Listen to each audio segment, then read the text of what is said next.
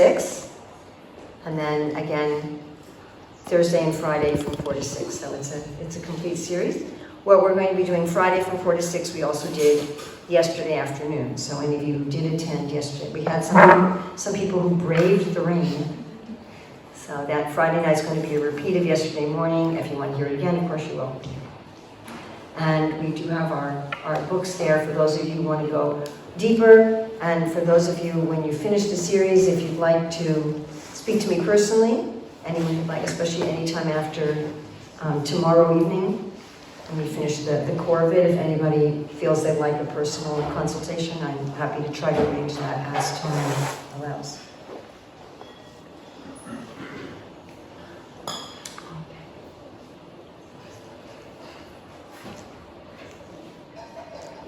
If you want any more information on this, you can sign up here. We'll let you know we have the physical book available here, of course, and it's on Amazon. We have an ebook on Amazon. We're working on an audio book. We're also working on an online course with Bhaktivedanta College. And if you sign up here, we'll let you know about these. We're also going to start to work on a workbook. So this will be we won't flood your email at all. We'll hardly write you at all. But when those things are done, we'll let you know. All right, all ready? Yeah? All right.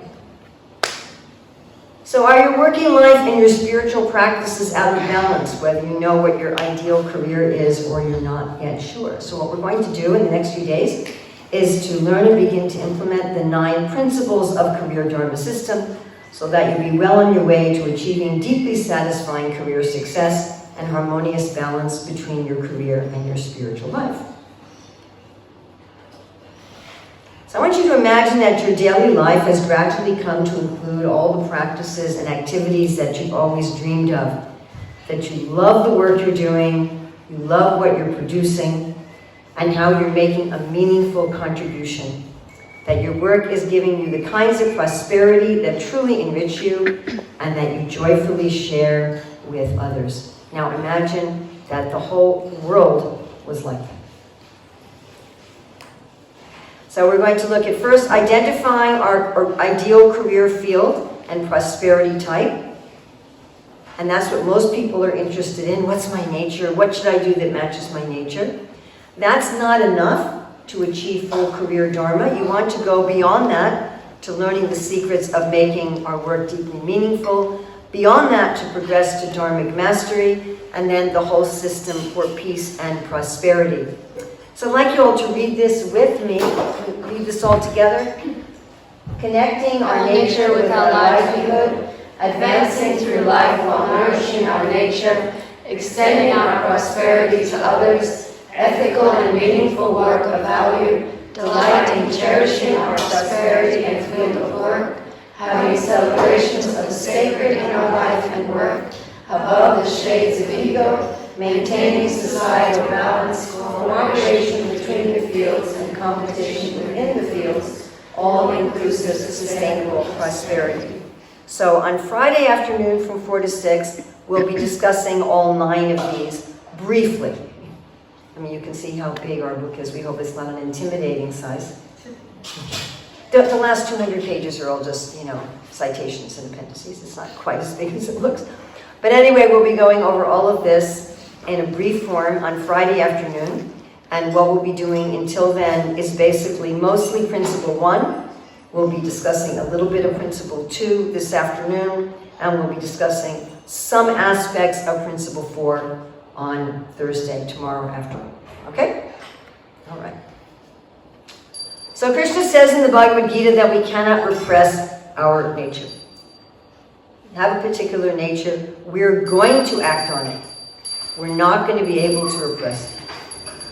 And Krishna also very nicely and wonderfully says that whatever our nature is, we can use it to become perfect. So whatever it is in this life, it is. We're not going to be able to repress it.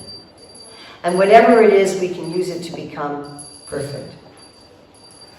So here we're going to look at 6 ways to be rich and prosperous. This is in identifying my prosperity type and career field in Principle 1. connecting our nature with our livelihood. Now, the other aspect of connecting our nature with our livelihood we're going to look at this afternoon. So that's going to be the 4 fields of work. The field of ideas, the field of government, the field of resources, and the field of artistry. So that we'll be looking at this afternoon. And this morning we're going to look at another way of trying to understand our nature. So often when people think about getting a job or having a livelihood, they think just in terms of how much money they're going to make, right? I mean, it might be nice if they like the work too, but the main way that they're going to identify success, how much money do you make? That's going to be a successful career. I can't count how many people I've talked to, even very spiritually minded people, who will say, I hate my work, it's not what I want to be doing, but at least I'm making a lot of money. So I'd like to ask you, how many of you know of someone, heard of someone, have met someone who doesn't have a lot of money, but who has a rich, fulfilling life? How many of you have ever met, known of, heard of such a person? How many of you have met, heard of, known of, heard about anybody who has a lot of money and a poor, unfulfilling life? Those of you who didn't raise your hand, just look at the headlines in any news any day. Actually, the person who's going to help us to produce a workbook, she was saying that she's been a publisher for many years, and she said that she's worked a lot with millionaires and billionaires, and that this slide perfectly encapsulates a large portion of the people that she's worked with. Lots of money and a vacuous life. All right, I hope you all have something to write on and something to write with. A phone will do just fine. And if you could please make a list of the things that enrich you. Not a particular person and not a particular animal. But what is it that enriches you? What makes you feel rich and prosperous?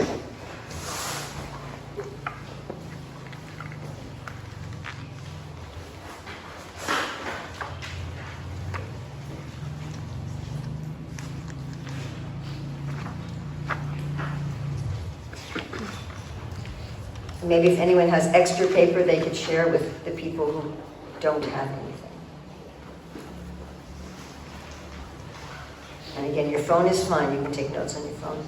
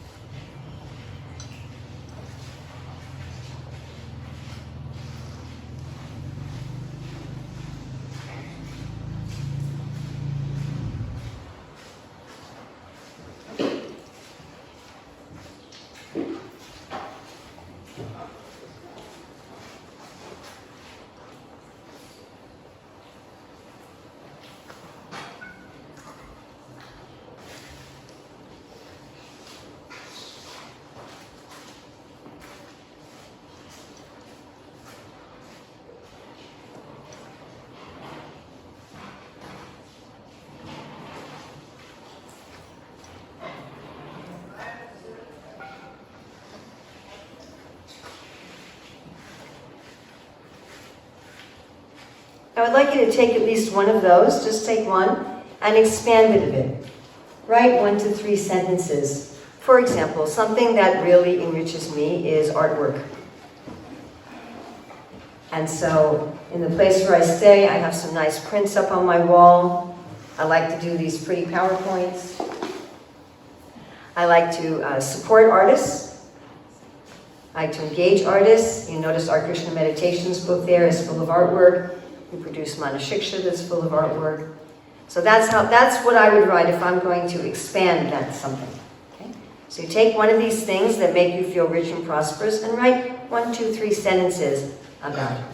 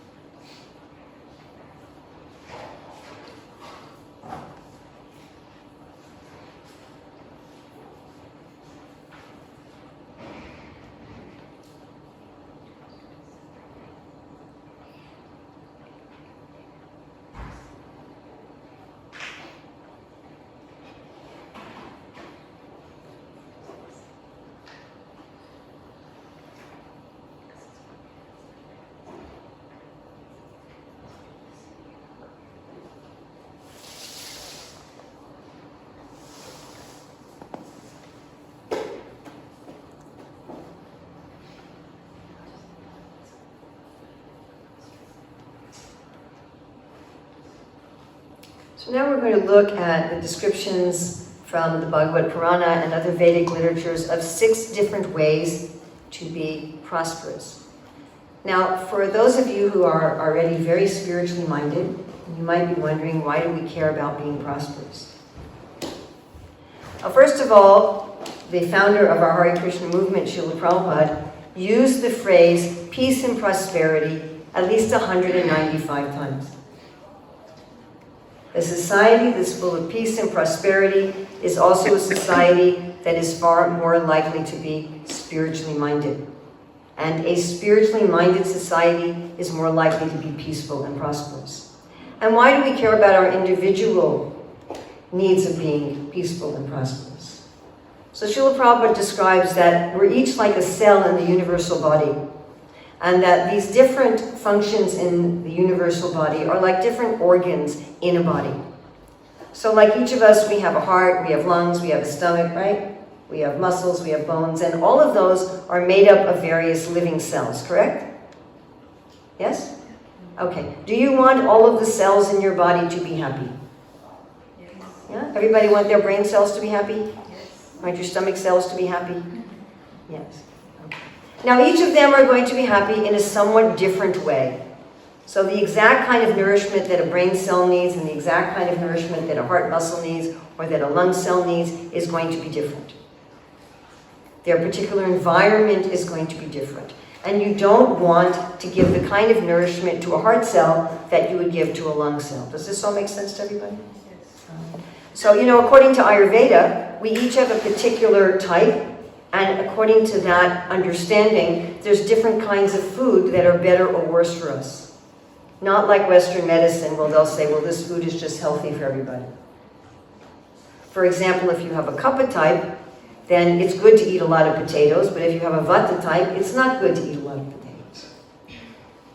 So we're interested in finding out how we are particularly nourished, not only so that we can feel satisfied, which then makes our spiritual life much easier to prosecute and to execute, but also so that we can contribute to the harmony of this planet and the universe, which is our service to the Lord.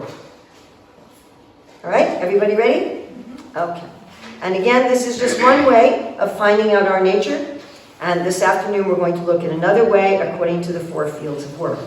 So as we go through each of these prosperity types, I'm going to be asking you to think about when you have been getting this in your work, when you have not been getting it, and what are the results when you get it, when you don't get it. How do you feel? What happens in your life? Remember that our nature cannot be repressed. So if I have a particular type of nourishment that I need in order to feel prosperous, I'm going to try to get it, whether it's included in my work or not. So first we're going to look at Aishwarya. Aishwarya comes from what Sanskrit word? Ishwara. And what does Ishwara mean? Controller. Yes.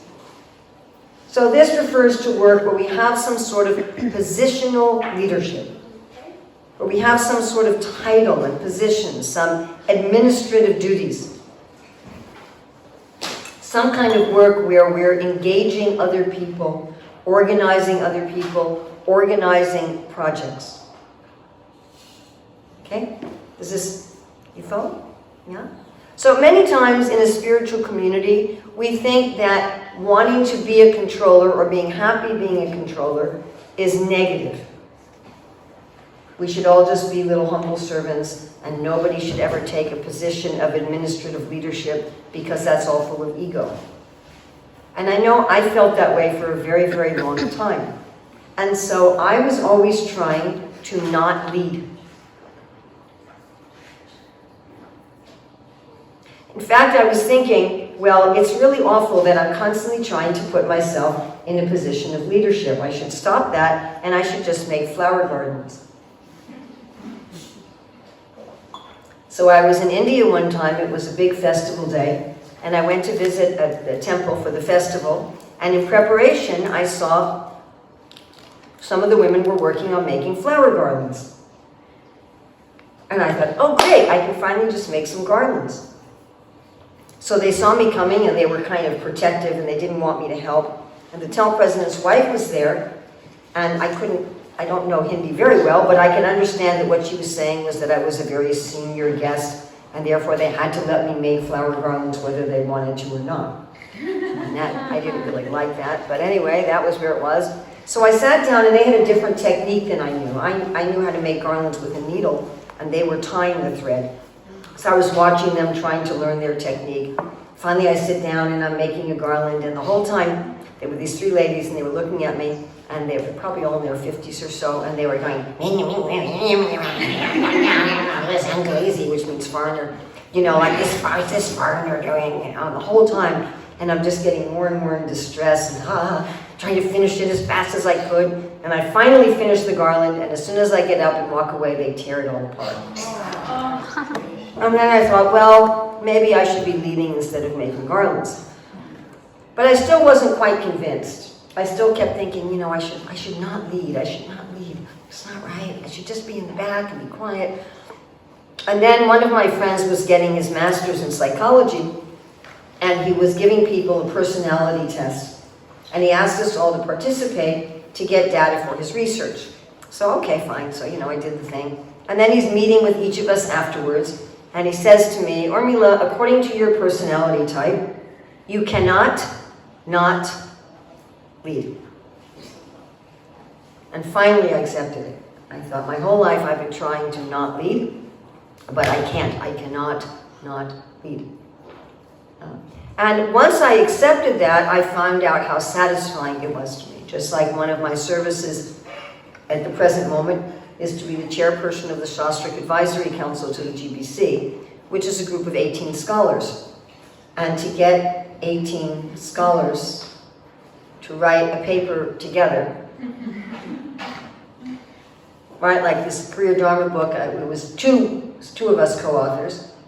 Right? You'll see some scientific papers that might have 3 or 4. When you see that, usually most of them only contributed a small portion. Right? So to bring together 18 scholars, I don't know what you call it here, but in America, you can tell I'm from America.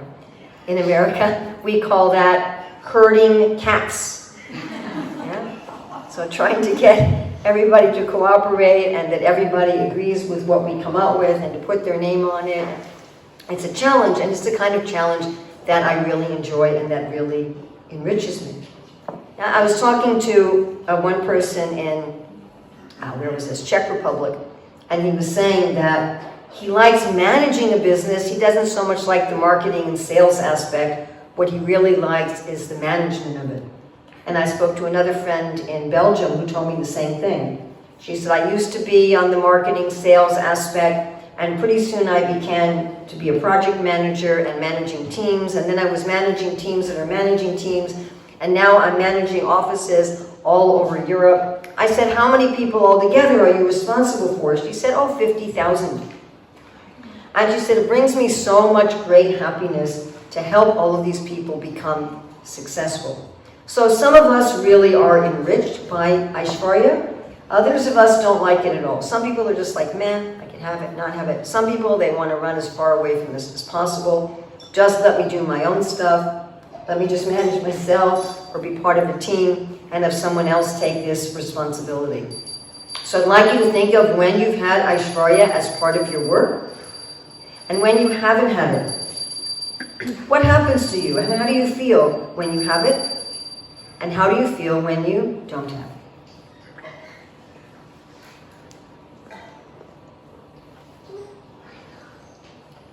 You might want to take some notes.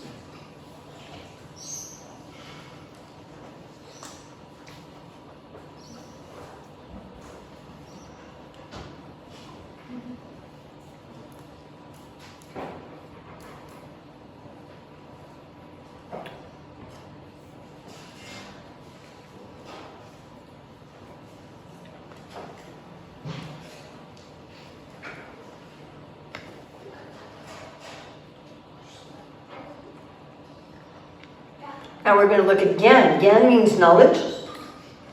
Some of us really like work where the work itself forces us to keep learning. One friend of mine is an eye doctor, and she said, one of the things I enjoy about my work is that in order to do it nicely, I have to read at least 3 new articles in my field every week. Otherwise, I can't do my work properly. Then there are other people who really don't like this. I mean, I talked to one man in Auckland who said, oh, you know, the problem with my changing careers now and getting to the right career is I have to do more study. And I hate study. I really don't like it. Some of us, you know, we're like, I don't want to learn a bunch of Sanskrit verses and take a lot of exams. And, you know, and other people are like, oh my goodness, I could be studying all day long. So I'd like you to think about when you've had Gyan as part of your work, when you haven't had it. What are the results for you? What happens in your life? How do you feel when you have it? How do you feel when you don't have it?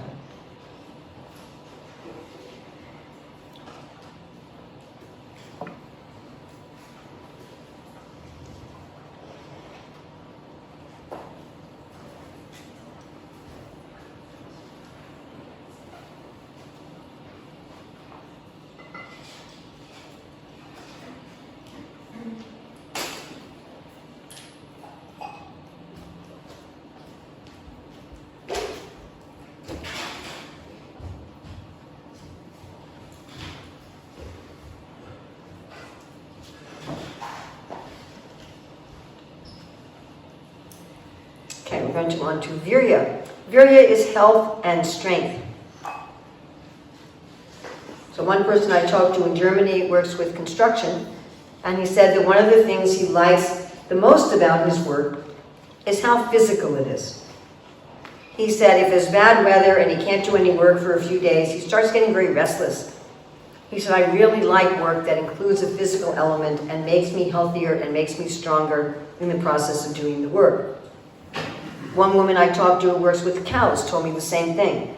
She said, what I really like about working with cows is I have a long walk to the goshala and back every day, and just dealing with the cows and milking them makes me healthy and gives me exercise, and it's something I really appreciate about my work. Our daughter is a teacher of classical Indian dance, and one of the things she enjoys about her work is that every time she teaches a lesson, she's dancing and she's getting the full workout. This can also refer to other kinds of health besides just physicality. For example, I have a friend who runs an Ayurvedic restaurant in New York, and she said one of the things that she enjoys about her work is she has to taste all the recipes, and she has to check everything out. And so naturally, as part of her work, she's eating very healthy food. Now, we should keep in mind that some careers provide for other people's health, but they don't help the health of the worker. Like many modern doctors, they're helping you to become healthy, but if you go into their cafeteria, they have a vending machine full of garbage food, right? And they work very odd hours, they may not see the sun, and so their work often makes them sicker. So we're looking here, and that is another consideration that we discuss in the book, of what you're giving to others in terms of these 6 types of prosperity. But here we're just looking at what nourishes us. So again, some people really like this as part of their work, and others don't. Like, I do not have this as part of my work at all, and I find it annoying when I do. You know, I like to take brisk walks and eat healthy food and etc., but I don't want that as part of my work. I like that as a break from my work. So, you know, after I've been studying and researching and writing for a few hours, it's like, okay, now I want to go for a walk. So there's some of us who really want this as part of our work, some of us who don't want it as part of our work, some of us who feel kind of neutral about it. So I want you to think of when Virya has been part of your work, when it hasn't been, what are the results for you, how do you feel when you have it as part of your work, and how do you feel when you don't.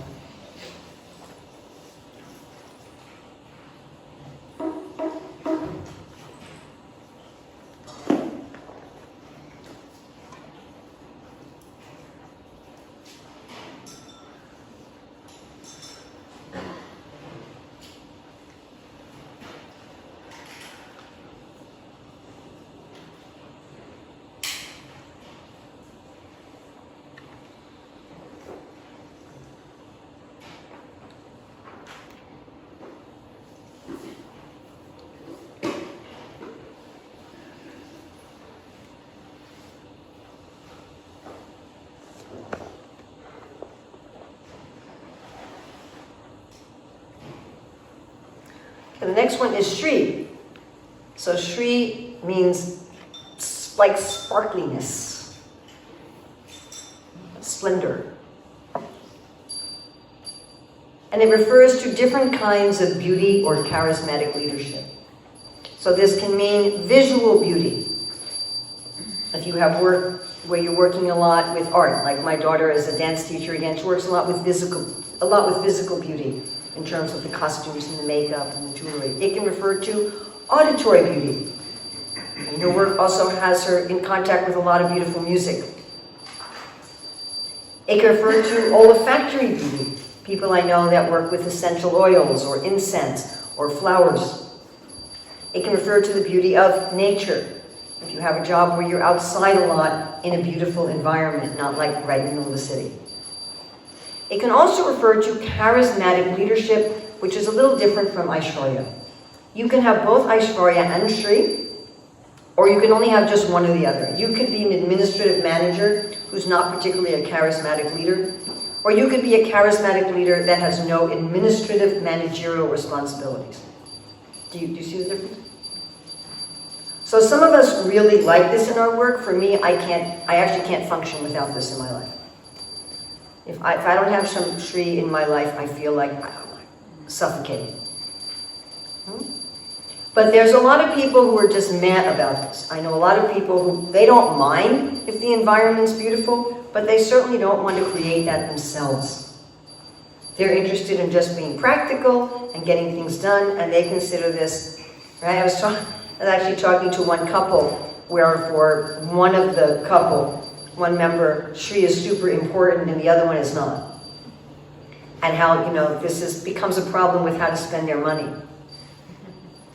Right? One of them wants to spend money in the house on things that aren't necessary, but make the house more beautiful, and the other one is like, just be practical.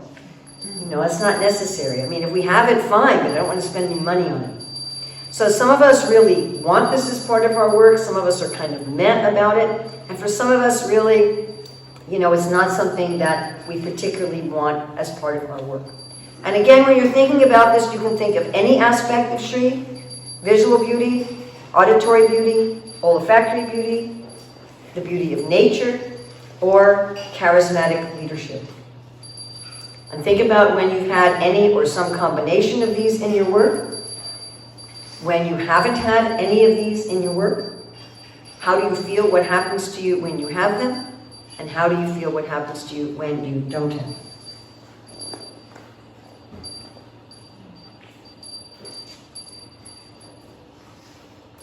Did you get me a copy of the book?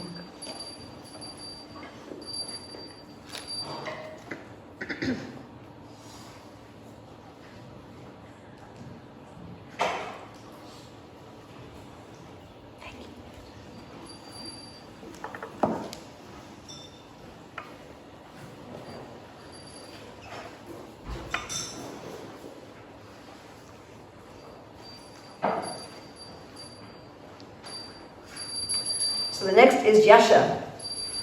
So Yasha means fame, but it's a particular type of fame. Yasha is a personality in the Bhagavad Purana who is a child of Kirti and Dharma. Kirti means to talk about, it's related to the word kirtan, and Dharma means what is authentic, what is good. So Yasha means people are talking about you because you've done something good and authentic. It's not just that people are talking about you. And this is not exactly the kind of prosperity that there are, thousands or millions of people who watch your videos. That's more Shri, charismatic leadership. But Yasha implies that there's some kind of a community, that your work involves some kind of a supportive group that gives appreciation and recognition to each other. Now, for a lot of people, Yasha is very important to their work. I remember when I taught this in Zurich, one of the organizers came up to me afterwards and said, wow, I realized how I just can't work without Yasha. I've been with some people where you ask them to get something done on their own and nothing happens, and when you ask them to get it done as part of a team, everything happens. Some people are energized by working in a supportive environment with other people. So our oldest son works for Microsoft as a software engineer, And of course, during the pandemic, he was doing everything remotely. And then they gave the workers a choice. Well, you know, what would you like to do? Do you want to keep working entirely remotely? Do you want to do hybrid? Do you want to come in? And he said, I want to do at least a hybrid because it makes such a difference to me to work as part of my team. It's such a supportive team, and we really help each other to problem solve, and we give each other a lot of recognition, acknowledgement, right? And then there's some of us who are just kind of meh, if it's there, it's there, if it's not there, it's not there. And then there are weird people like me who don't like this. I always feel a little funny saying I don't like it because it seems like something that everybody should like, but I just don't like it. I want to work by myself. If I work with a group, I want it to be completely work-focused. I don't want any emotional, social stuff in there at all. I don't like appreciation dinners. They drive me bananas. You know, and they'll often put me at the front as part of a panel, so I can't even leave. You know, this happened to me in Malaysia. And I was stuck there until like 10:30 at night giving out certificates and awards and, oh, look at it, they've done this! Rah, rah, rah! And they've done this, and I'm like, I feel like I'm a demon or something that I don't like this. I really don't like this as part of my work. I like this as something outside, you know, that I have some friends that I socialize with, and we have, but when I'm doing my work, I want to just focus on my work. And I'm very good at motivating myself. I don't need a cheerleading squad. So some of us really, this is just essential for us to nourish us in our work. Some of us are like, meh, if it's there, it's there. If it's not there, it's not there. And some of us are like, I really don't want this as part of my work. So I'd like you to think about when you've had this, when you've had yasha as part of your work, and when you haven't had it. How do you feel when you have it? How do you feel when you don't?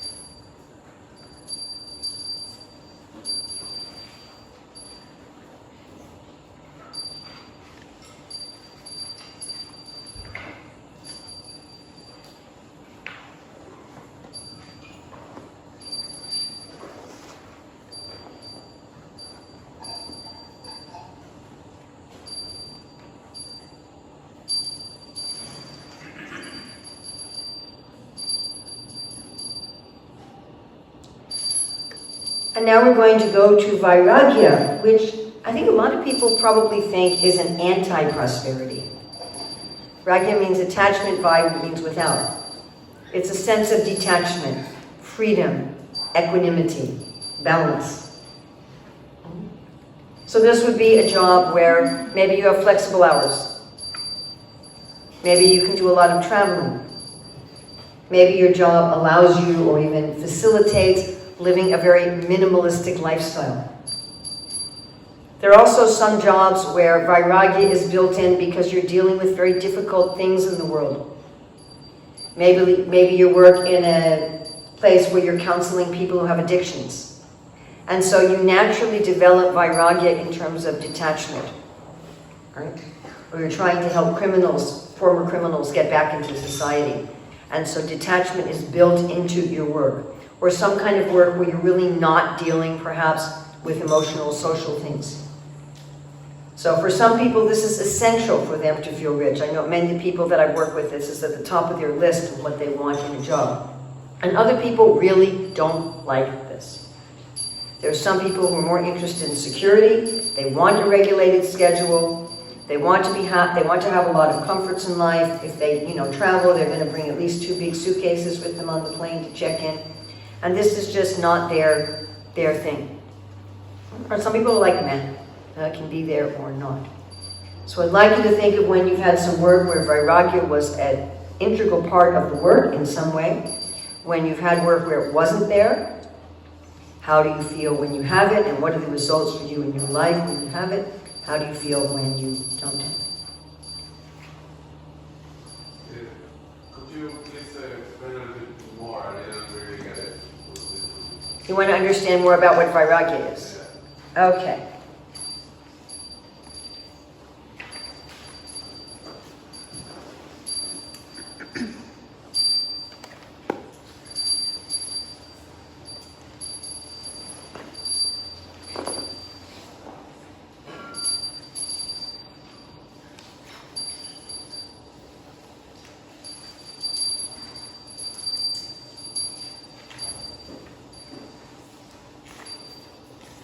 Wanting to just read it to you.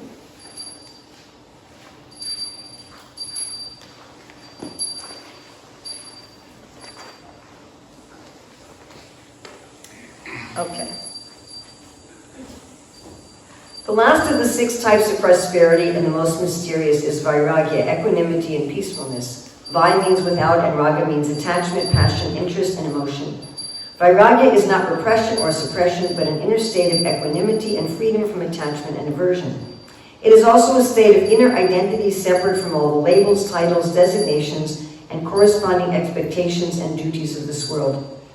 A person who enjoys the richness of vairagya experiences him or herself as an observer of body, mind, society, family, and world, rather than identifying directly with them.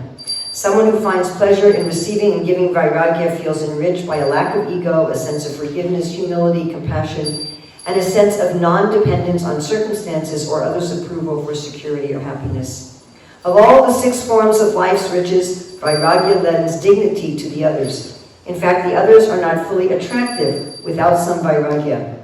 No matter how beautiful, strong, acclaimed, learned, and powerful someone is, if those riches are mixed with conceit and disdain, the attractiveness of those forms of wealth is cut short.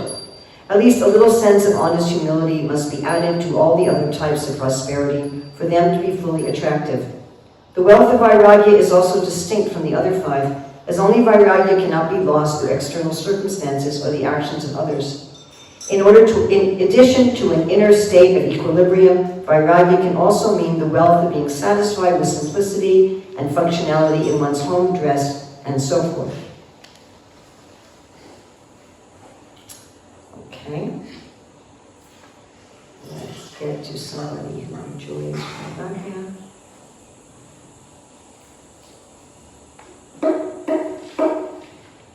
Okay, here we have one example. Vati is a web designer and artist. She works from home on a flexible schedule, keeping track of her hours and billing customers. She mostly works for nonprofits, friends, and family members. The primary ways in which her career brings her prosperity are Shri, through the aesthetics of her work, and Vairagya for the freedom and flexibility of her job. To a lesser degree, she earns the richness of Yasha through doing good work in her community. Is that all right? Okay, so think about when you've had this as part of your work, when you haven't had it, how do you feel when you have it? How do you feel when you don't have it?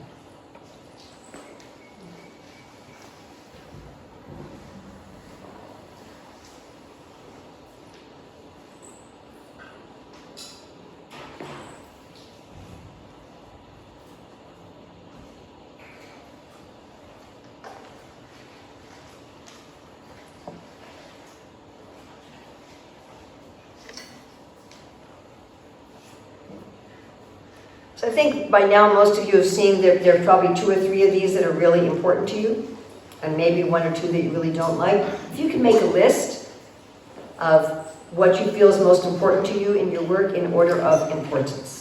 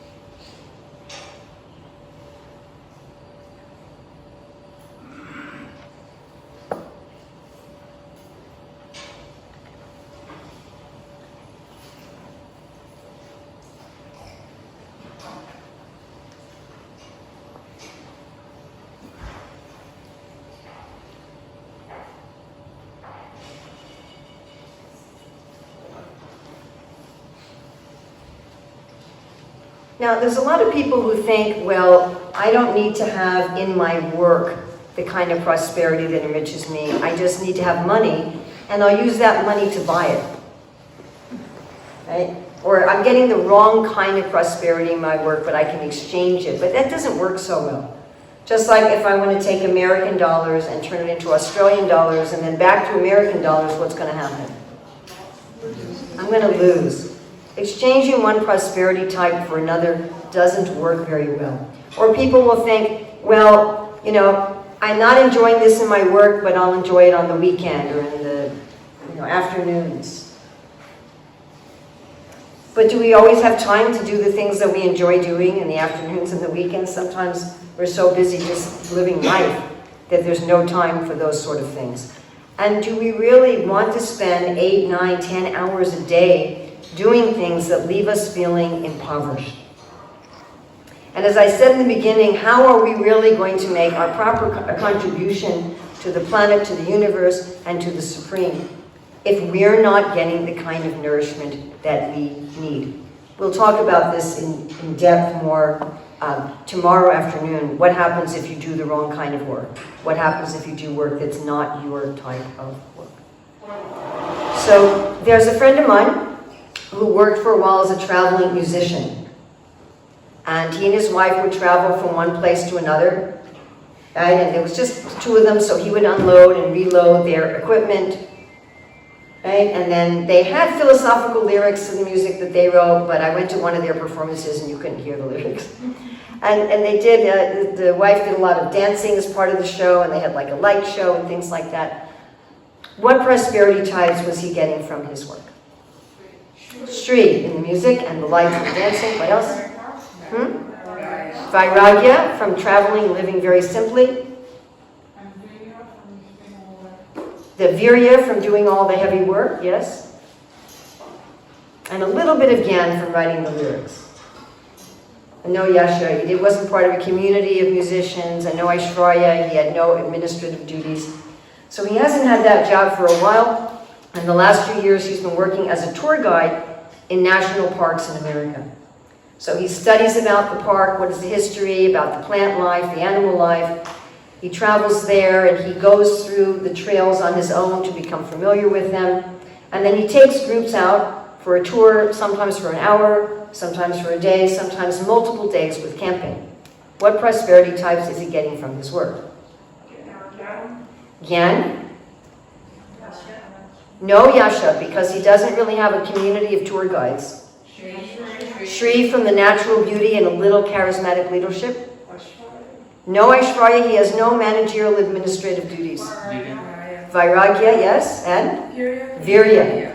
So you see he's getting the same prosperity types when he was a traveling musician and when he's a park guide. Do you see that?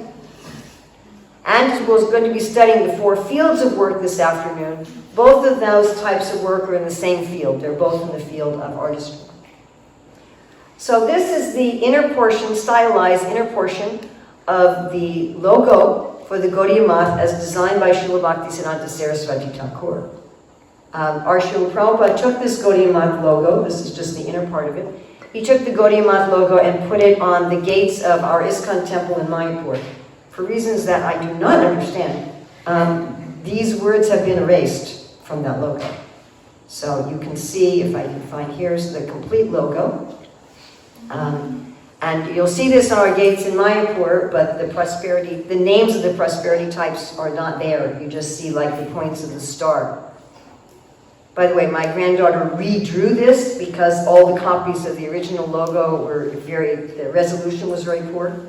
So she redrew it and she updated the picture of the printing press. Otherwise, it's the same logo. So I want to ask for a volunteer, a volunteer that would like to go over their order of prosperity types. Anybody willing? Doesn't hurt. Yes, okay, just stay where you are. This garland sheds. Okay, so what would you say are your prosperity types in order of importance? Is it okay if they're a bit unclear? Well, that's my expectation. Okay. Shri? Arabia. Yan. We'll go with Yasha. Virya. And Ashvarya. Okay, I'd like you to turn so that you cannot see the board or your paper or the screen. So let's say you had work where you could only have one. You could only have Virya or Aishwarya. You couldn't have both. What would you pick? If you absolutely had to choose between Virya or Aishwarya as part of your work, what would you pick? Ashvarya. Okay, if you absolutely had to choose between Yasha and Aishwarya, you could only have one, what would you pick? Ashvarya. If you could only have Gyan or Aishwarya, you could only have one in your work, what would you pick? Yan. If you could only have Vairagya or Gyan, you couldn't have both, what would you pick? Yan. If you could only have Shri or Gyan, you couldn't have both, what would you pick? Shri. Okay, thank you. You turn around. This is typical. Okay, this is typical. It's only one time I did this where it remained the same. Okay, so your actual list is Shri, Gyan, Vairagya. By the way, that's almost the same. I have Gyan above Shri. Excuse me, Mother, do you think broadcast would you be able to use the mic? I would! I am now using a mic. Okay, so your actual list is Shri, Gyan, Vairagya, Aishwarya, Yasha, and Virya. Did you all see how we did that? Did everybody see how we did that? Yes? No? We don't know? We're just hungry? We will end in a few minutes. Okay, so I'm going to be asking you to do that with each other in a minute. I just want to also mention that those of you who get our book, on page 490, there's an exercise where you look at different occupations and you decide what prosperity types they're getting in their work. And then on page 515, you can check your answers with explanations. Please don't just jump to the answers. Please actually try to work it out. And then you, after tonight's class on the 4 fields of ideas, government, resources, and artistry, then you can also go back to 499 and do that exercise in terms of the fields. So tonight, this afternoon, between 4 and 6, we'll be looking at another way of understanding our nature, the 4 fields of work, ideas, government, resources, and artistry. We'll be looking at the definition of those fields, kind of the containers. And then we'll be looking at the temperaments of the people who work in each of those fields. And when you put that together with what we discussed today, so this afternoon you can understand what's your general field of work in the 4 fields, and with the prosperity type you get some specificity as to what type of career I would have in each of those 4 fields. Right? Then tomorrow from 4 to 6, we'll be looking at what do you do, what happens to you, and what do you do to society? How do you really muck up your life and the world when you do somebody else's work? And then again, on Friday from 4 to 6, we'll be looking at all 9 principles. Okay, so I'd like to take 5 minutes right now, find a partner, and go through this exercise with a partner.